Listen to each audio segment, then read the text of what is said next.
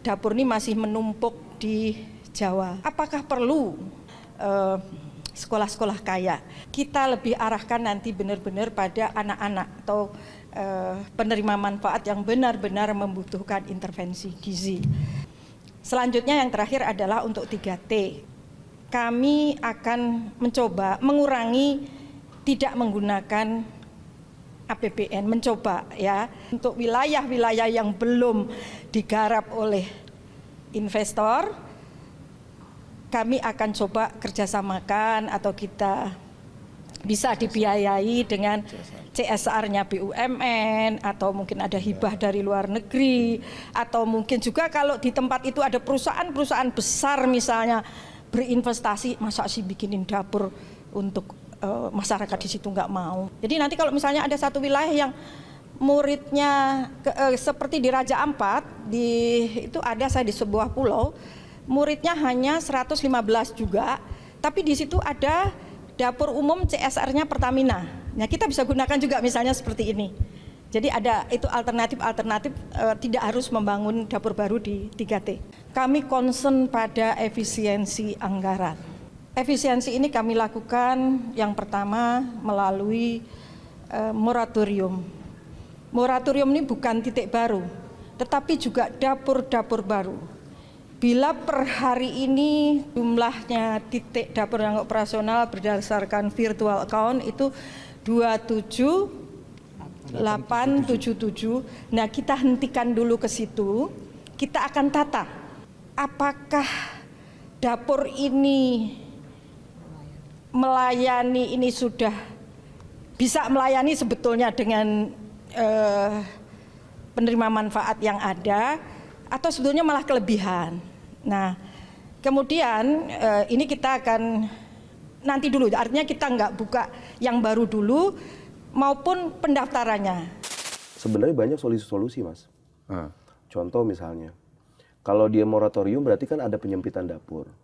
Sementara kan tujuan Bapak Presiden itu kan untuk mensejahterakan rakyatnya.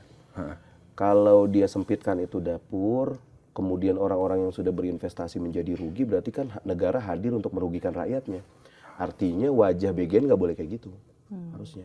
Karena kalau moratorium, akhirnya gini Mas Rizky, ini penting banget soalnya yang harus dijawab sama Bu Nanik. Saya sih setuju-setuju aja sih moratorium. Cuman Bu Nanik berani nggak spill? Misalnya contoh nih, Gerindra dapurnya ada berapa? Demokrat dapurnya ada berapa? NU ada berapa? Ya kan? Yang terafiliasi dengan partai ada berapa? Kan datanya ada tuh. Spill dulu maksudnya.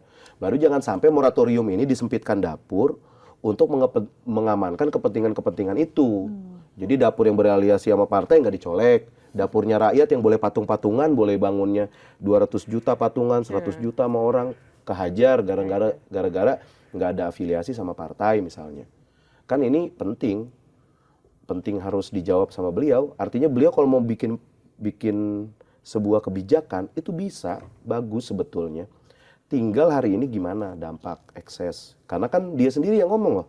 Saya datang ke kepala-kepala daerah, saya tanya partai ini punya, daerah ini partai yang punya dapur, partai apa aja. Dia kan ngedata, dia sendiri yang ngomong kok. Nah, berarti kan pertanyaannya publik pasti bertanya, moratorium ini kepentingan siapa? Kepentingan partai mau menyisihkan rakyat? Lah orang pasti bertanya, Mas. Apalagi yang punya dapur, saya nggak berafiliasi sama partai. Gitu. Dan itu pertanyaan yang harus dijawab kalau dia mau memunculkan kebijakan itu. Itu sih saya rasa. Berani nggak ya kira-kira? Saya dukung kalau mau moratorium. Nah, balik lagi ke soal dapur khusus tadi. Jadi sekarang Pak Haji Munjain ya, itu masih terus menagih uang itu. Belum ada kejelasan kapan akan di Pak Haji Munjain gini prinsipnya. Kemarin saya tanya lagi nih Mas sama beliau. Pak Haji, kalau seandainya ini tidak menemui hasil gimana? Saya bilang gitu. Perjuangan kita. Ya berarti kan ada langkah-langkah, kan ada produk tata usaha negara kan. Dia bilang gini sama saya, Habib katanya, Pak Yasdi katanya, bisa nggak usahain? Saya mau ikhlas aja. Saya kaget kan, dia bilang mau ikhlas, dia pengusaha nih. Dari berapa nilainya? 200 miliar. Wow. Saya mau ikhlas aja. Terus gimana maksudnya? Cuman maksudnya, saya mau sumbangan saya ini yang terima Bapak Presiden. Karena saya tertarik mau invest di sini karena ada Pak Prabowo di situ. Itu doang dia bilang sama saya. Kalaupun nggak ada yang mau perhatiin, nggak apa-apa, saya sumbang deh katanya. Cuman bisa nggak yang terimanya, saya minta tanda terimanya jadi dari Pak Presiden. Jadi kalau saya mati nanti katanya, anak keturunan saya tuh bisa lihat tuh program Pak Presiden entah ini existing, dia ikut nyumbang nih. Ikut ya. Gitu. Amal jariah. Rusia, Amal jariah. ya. Berarti kan ini orang sebetulnya punya patriotisme yang tinggi. Ya. Terus kalau bicara dari bisnis, Mas, dia bilang itu nggak begitu menggiurkan kok. Cuman karena posisinya ini ada nilai sosial. Terus kalau 97 dapur, ini kan haji, aku tanya. Terus kenapa sih Pak Haji? Dia bilang, Pak, Mas Yasdi katanya, coba deh hitung deh, 97 dapur. Ini cuma memang rada ke urusan ke spiritual, dia bilang. Kalau satu dapur ada 3.000 orang, kalau ada 97 dapur, berarti kira-kira ada berapa puluh ribu tuh. Ada berapa ratus ribu tuh anak Indonesia yang saya kasih makan wasilahnya lewat dapur saya. Terus Mas Yasdi bisa bayangin nggak? Itu ada berapa kalimat bismillah dan alhamdulillahnya penerima manfaat tuh. Amalnya yang nggak makan di berhenti-berhenti situ. ya. Ya kan? Terus Mas Yasdi bisa pikirin nggak? Saya nggak kepikir tuh kalau ada orang yang punya dapur, terus masih nyolong di dapur, mengkhianati kalimat bismillah dan alhamdulillahnya penerima manfaat. Sebenarnya orang-orang yang bekerja benar-benar itu banyak banget, Mas Rizky, Mbak Zila itu banyak banget di Indonesia yang mereka bekerja di dapur memang semangatnya tuh memang benar-benar mau ngasih makan, ngasih yang terbaik. Cuman kan di kita fair aja kita bicara. Jadi yang jeleknya satu, jadi imbasnya kemana-mana gitu. Oknum kan selalu ada kan di dalam setiap perjalanan kan. Yang joget-joget di dapur lah. Gitu. Benar. Tapi Mas Yasdi, ini balik lagi ke dapur khusus. Itu berarti sekarang dapur khusus itu jadi salah satu percontohan untuk dapur-dapur berikutnya. Kalau secara desain, gambar, layout iya. Desain, gambar, layout kan ada layoutnya kan. Misalkan buat tempat pemorsian, masak ya iya. Dapur khusus itu jadi pilot project. Yang layoutnya dipakai kan pada akhirnya di semua dapur. Kan kalau dulu gini Mas, nih ya, cerita nih ya, sekedar. Jadi kalau dulu orang mau bangun dapur itu dibilang orang gila. Itu di November, Desember, Januari 2024 ke 2025 itu dibilang orang gila, Mas. Investasinya berapa? 2 miliar? Iya 2 miliar lah, 1 sampai 2 miliar habis. Dia dibilang, kenapa dibilang orang gila? Lu ngebangun dapur suruh pemerintah katanya. Petunjuk teknis belum ada, ini belum ada, aturan belum jelas, badan baru. Coba bayangin. Kalau bukan orang gila yang bangun, siapa yang mau ngeluarin duit di situ? Tapi kalau misalnya memang nggak ada, tadi Bang Yezi menjelaskan, Pak Haji bilang sebenarnya dari sisi bisnis nggak ada hitung-hitungannya. Tapi kalau misalnya lihat banyak juga investor yang main di MBG ini gitu ya, bikin dapur apa sih? Aku bukan bilang nggak ada untungnya, Maksudnya, tapi kurang menarik dari sisi bisnis. Iya, maksudnya tidak menguntungkan bisnis-bisnis yang lain ibaratnya gitu. Berarti intinya masih ada keuntungan. Nah, kalau misalnya cari keuntungan berarti investor ini keuntungannya itu dari apa sih dari MBG ini? Ada kepuasan sendiri sih Mas. Saya ngobrol loh, banyak ada yang kan dia cuma ngebangun aja. Apa sih enak katanya, gue nggak pernah punya satu kerjaan kegiatan bisnis yang itu berhubungan sama orang-orang. Terus gini loh Mas, di relawan ya, saya cerita relawan. Saya suka sedih kalau lihat relawan-relawan itu. Walaupun dengan apa ya, dengan dibentur-benturkan sama guru honorer yang nggak relate itu barang sebenarnya. Itu relawan itu datang ke dapur dengan cerita kesedihannya masing-masing kok. Dan mereka kan rata-rata kan ekonomi bener-bener di bawah banget. Sangat di bawah. Meskipun juga ada yang mengeruk keuntungan di situ ya. Oh banyak. Iya kan? Ya, makanya kan kalau di konten-konten saya kan jelas. Para maling dan copet-copet di dapur hati-hati gitu kan. Ya copetnya banyak Mas. Contoh gini. Ada nggak copetnya? Ada.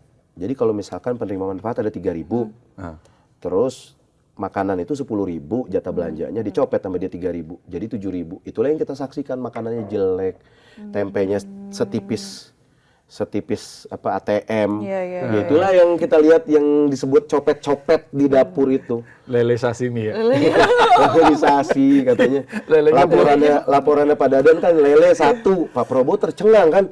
Bener nih satu, ternyata kan dibagi-bagi dipotong. Nah itulah yang dibilang apa sih namanya ya? Kalau mitranya benar, tergantung ini sih pengawasannya. Tergantung. Pengawasannya. Kalau pengawasannya bagus ini program. Nah, Mas Yazdi kan sudah mengawasi bagaimana kinerjanya MBG dan BGN, ya kan? Tidak berjalannya tata kelola itu di mana sih gitu? Yang kemudian ini jadi banyak orang tuh kalau lihat beberapa kasus di MBG itu jadi orang tuh kesel gitu. Karena para pemimpin BGN-nya bekerja superhero bukan super tim. Superhero. Maksudnya superhero itu apa? Ya kalau di zaman dulu nih, yang pada ketangkep, jadi yang kerja itu kayak cuman Pak Dadan sama Pak Sony Sonjaya saja. Jadi Pak Dadan sebagai kepala BGN gagal dia mengorkestrasi para bawahannya gitu untuk bekerja baik. Jadi tidak bekerja teamwork gitu. Yes, itu pasti. Super tim, superhero. Indikatornya apa itu? Indikatornya gampang. Contoh, saya mengirim surat 4 kali loh. Ini berarti surat yang keempat. Masa sekelas badan, sekelas kementerian nggak bisa balas surat? Berarti kan kacau. Dulu lagi saya pernah protes waktu kami pertama kali aksi, ya kan? Kami protes, kami preskon di depan itu. Saya bilang tanda terimanya mana? Capnya mana? Nggak ada cap. Sekelas kementerian nggak punya cap. Apa saya harus datang dulu ke tempat percetakan untuk ngecap? Jadi hal-hal yang paling kecil yang harusnya itu ada dalam sisi administrasi itu harusnya bisa jalan. Itu rusak. Dan ini nggak ada? Nggak ada. Dengan anggaran sebesar itu. Dan sefantastis itu ya. Makanya saya sebelum kemudian Pak Prabowo mereshuffle, kami menyuruhkan evaluasi nasional tentang BGN. Kami sayang sama program ini karena banyak banget Mas yang terbantu. Kalau di SPPG clear Mas ya. Walaupun nanti ada persoalan-persoalan tuh, polemik-polemik tuh. Contoh misalkan kayak SPPG-nya dagang. Kan nggak boleh tuh. Jadi dia ikut bisnis di situ. Nah tinggal sih sebetulnya integrasi terkait dengan pengawasan yang bagus. Dan BGN harus melibatkan teman-teman non pemerintah untuk sama-sama mengawasi.